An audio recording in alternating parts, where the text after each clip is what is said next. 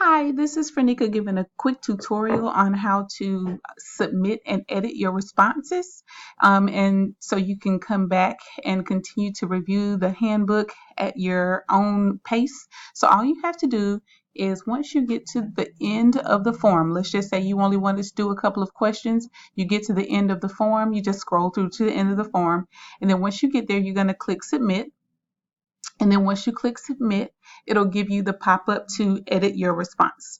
So you'll just click edit your response here, and then it'll bring you back to the intro page for the handbook review. So now you can make your edits as well as keep what you already have saved. So if I click here, you'll see that what I've already input is saved.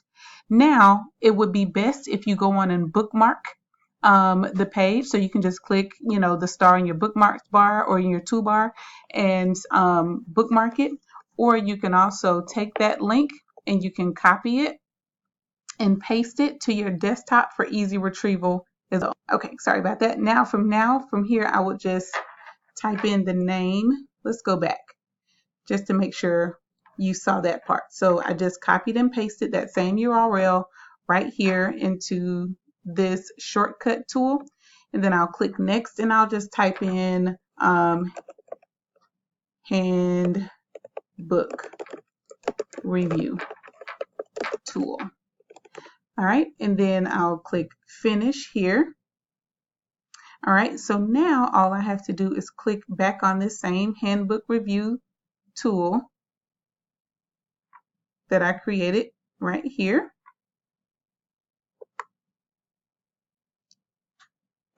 And then it'll now take me right back to my page. So I don't have to go anywhere else from here on out. I don't have to go back to the emails. I don't have to go back to the calendar invite with the link or anything of the sort.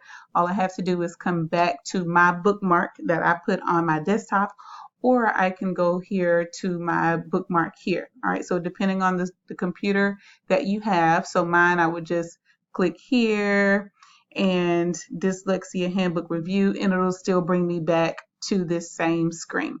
So once again, if you have any questions, please feel free to reach out to me.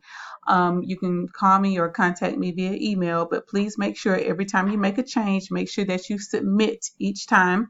And then once you've submitted at the end of whatever session, you can go back to either your bookmark that you created, or you can go back to your hyperlink that you placed on your desktop to go back to it.